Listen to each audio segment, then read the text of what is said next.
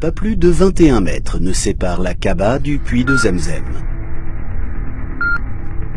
Son embouchure se situe sous le lieu de circumambulation, parallèlement à la pierre noire.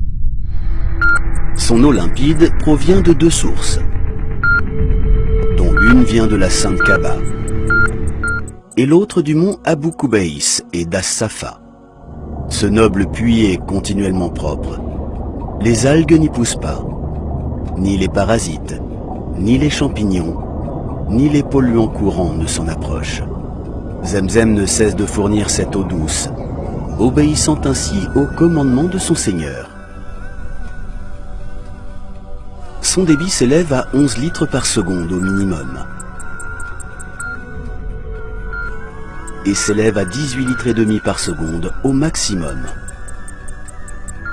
Le fait que l'eau de ce magnifique puits repose au cœur de la noble Kaaba, à 31 mètres de profondeur seulement, demeure un véritable miracle.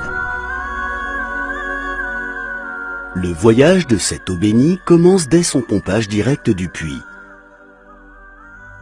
au moyen de 2 énormes pompes qui fonctionnent en alternance 24 heures sur 24. L'eau arrive immédiatement et automatiquement au projet de distribution d'eau de Zemzem du roi Abdullah bin Abdulaziz dans la région de Koudaï, par le biais de tuyaux spécialement conçus à cet effet, afin de préserver les propriétés de l'eau cristalline de Zemzem. L'eau se ferait ainsi un chemin vers les cœurs de ses adeptes.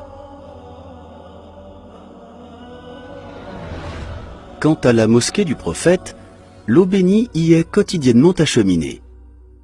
Cette eau abondante est transportée à proximité de l'élu grâce à des citernes conçues sur les bases de normes irréprochables. Leurs couvercles et leurs robinets sont munis de verrous, de manière à ce que seul l'employé assigné par la mosquée du messager d'Allah, que la prière d'Allah et son salut soient sur lui, puisse les ouvrir, afin de la préserver de tout incident. Cela représente 150 000 litres en temps normal, et cela atteint jusqu'à 400 000 litres en haute saison. Le suivi des opérations de captage, de pompage et de contrôle des réseaux de tuyauterie, ainsi que des réservoirs, est assuré au moyen des fibres optiques, via un programme sophistiqué appelé SCADA.